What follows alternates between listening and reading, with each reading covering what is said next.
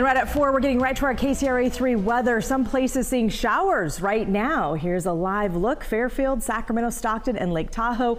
We've got even more rain, wind, and snow moving toward Northern California. And this unsettled weather led to this funnel cloud over San Joaquin County. You can clearly see the well-defined funnel cloud dropping out from that cloud. Twilla Bolton also sent us this picture. Thank you, Twilla, as the funnel moved over the Tracy area today. And we are seeing some activity today, but it will ramp up later tonight and especially tomorrow morning. That's right. It will be wet and windy. We have live team coverage for you of that storm that's coming and the efforts to prepare for this latest round of wet weather. Let's go ahead and begin with Chief Meteorologist Mark Finan with a look at what's happening right now. Mark. Yeah, scattered showers and thunderstorms. As you can see, if you look at the big picture, most areas are dry, but where we do have some of the rain, it's been coming down pretty hard. This is the biggest thunderstorm we've been tracking this afternoon. It developed near the Tracy area just after 1 o'clock, and over the last couple of hours it has been moving almost due east, and along the way it's been dropping some hail. It's had some lightning strikes with it, but this is the one that did have those funnel cloud that you did see earlier. Not a tornado, just a funnel cloud. Here it is now. It's well east of Manteca now, just crossed French Camp Road. It's heading toward East Mariposa Road and farther to the east, as well as along just north of Escalon. So I think we are going to continue to have some downpours here. That's not the only little thunderstorm we're looking at. This one is just north of Highway 104 to the west of Ione. This will track across Ione, although I think the heaviest rain will stay just to the north of there, up toward the Carbondale area. And then farther to the north, we also have another little guy just in the Grass Valley area, little spots of yellow, maybe indicating some small hail.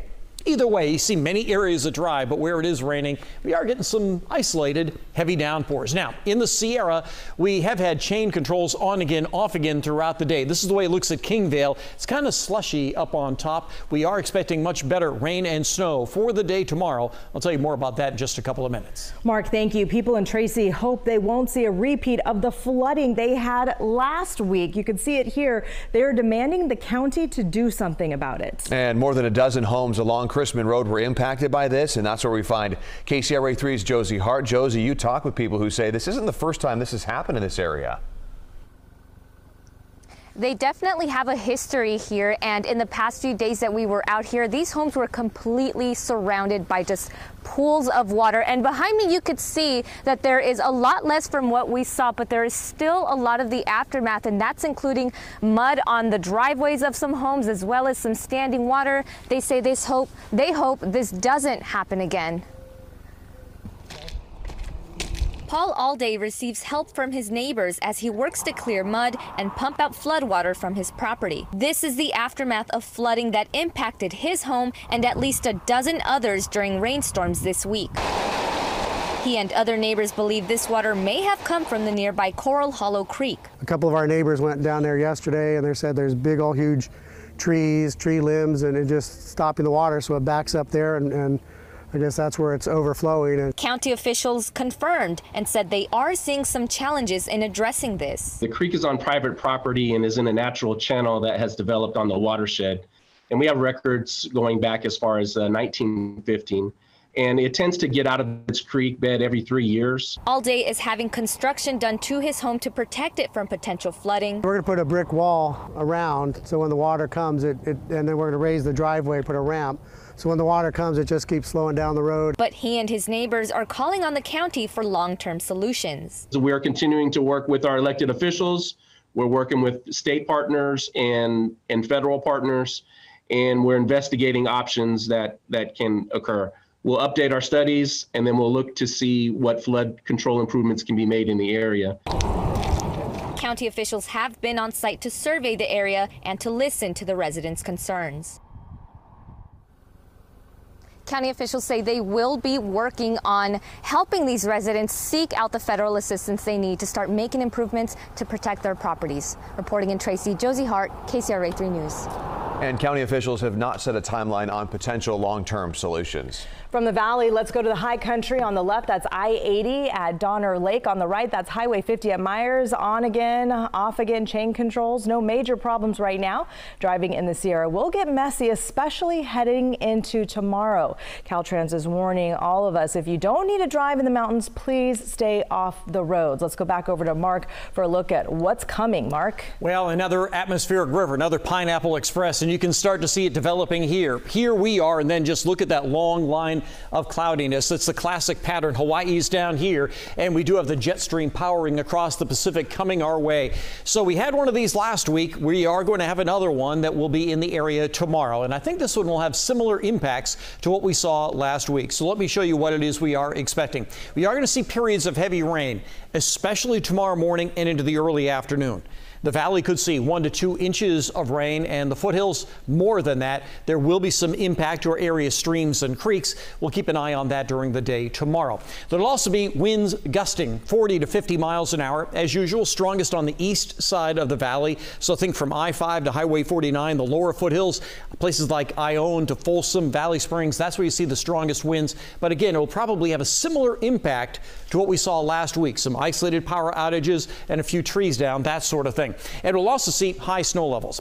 They'll be up above 6,000 feet, 6,500, maybe sometimes as high as 7,500. But when it is snowing and snowing on the roads, it'll be snowing hard, and you can expect occasional chain control restrictions as well as maybe occasional closures of 80 and 50 and 88. Back to you. All right, Mark, thank you. The rain we're getting is helping to fill California reservoirs.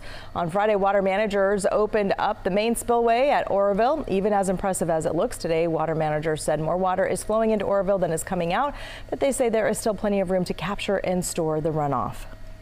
Yes, there is more water coming in.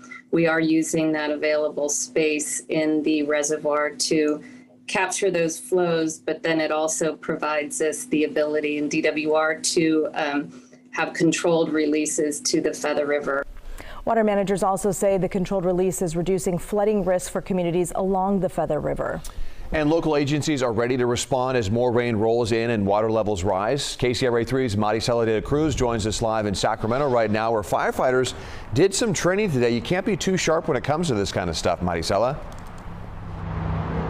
Yeah, that's right, Ty. The 16-member crew is out here at Tiscornia Park earlier today, really getting ready for the next few days, as they say that they are expecting to do dozens of more rescues this busy winter.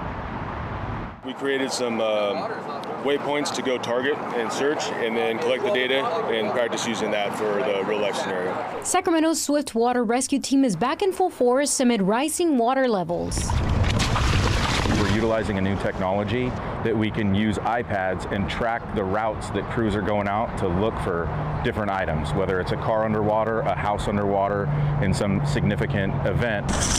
In January alone, the team made 170 rescues in residential areas and homeless encampments. And as more water is expected, the team is taking this Monday as an additional day of training to get familiar with the Sacramento waterways, the equipment used, and the victim rescues. Got him. But as they get ready to respond, they're also coming across a few challenges. Just the water flow. It's really moving, and there's a lot of debris in the water. So it's just dangerous to be out on the water at all. Even if you're in a boat, it's still very dangerous. Lots of things to snag onto.